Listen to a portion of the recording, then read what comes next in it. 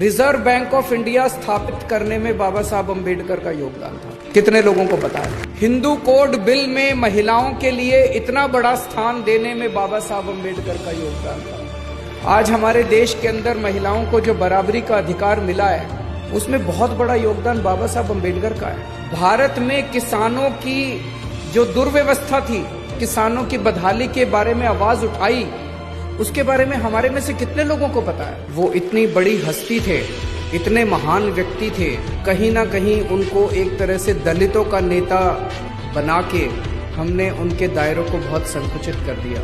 उन्होंने अपने जीवन में दलितों की तो आवाज उठाई ही उठाई। वो खुद उस समाज से आते थे, उन्होंने खुद अपने जिंदगी में बहुत संघर्ष किया, लेकिन उन्होंने समाज के हर उस वर्ग की आवाज उठाई जो समाज का वर्ग दबा हुआ था, कुचला हुआ था और जो अन्याय झेल रहा था।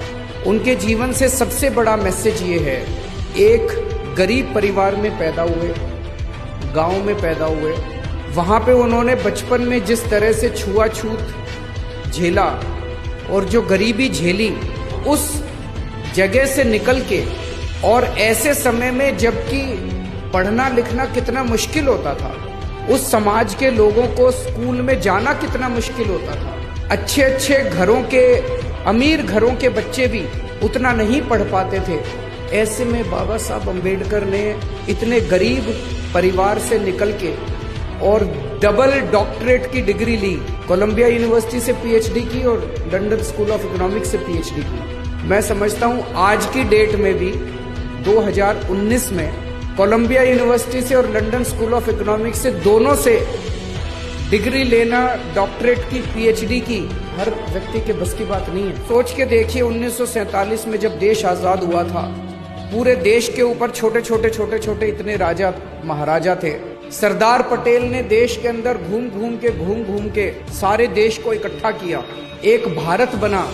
पूरी दुनिया को उस टाइम ये लग रहा था कि भारत ज्यादा दिन चलने वाला नहीं है। इतनी विविधताएं थी, इतने धर्म थे, इतनी जातियां थी, इतनी संस्कृतियां थी, और उस सारे देश को सरदार पटेल जहां एक और इकट्ठा कर रहे थे, बाबा साहब अम्बेडकर ने ऐसी किताब लिखी, ऐसा संविधान दिया। पूरी दुनिया को लग रहा था कि थोड़े दिन के बाद भारत के टुकड़े टुकड़े हो जाएंगे, भारत अलग अलग हो जाएगा, सारे लड़ मरेंगे। लेकिन बाबा साहब अम्बेडकर आज 70 साल के बाद भारत अलग होने की बजाय धीरे धीरे भारत एक होता गया है। हम सारे लोग एक होते गए हैं, भारत इकट्ठा होता गया है। और ये इस किताब की वजह से है, जो संविधान बाबा साहब अम्बेडकर ने इतना खूबसूरत संविधान लिखा, जिसमें सबकी एकता की बात है, सबकी आज़ादी की बात है, बोलने के अधिकार की बात है, सबकी बराबरी की बात है।